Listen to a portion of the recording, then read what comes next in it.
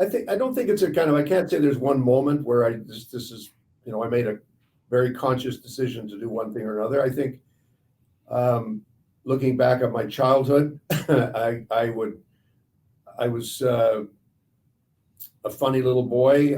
Loved music. I had lots of friends, but I was also, a reader, and I think I would have to say, from a very young age, I was interested in public affairs and politically what was going on.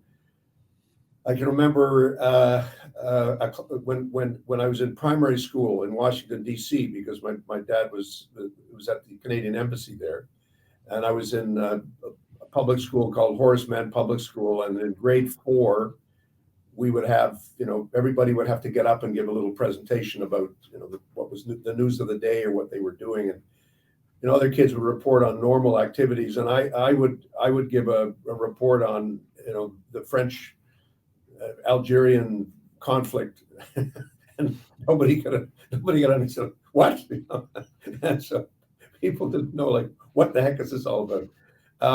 But I was just like that. I mean, that's what I did, and so very quickly after that, I mean, class president or various things like that, moving.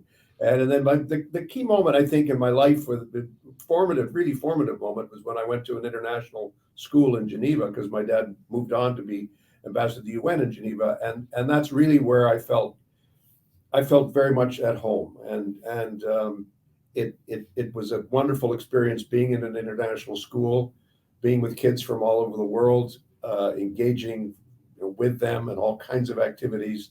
Student United Nations, fundraising for UNHCR, doing all kinds of things.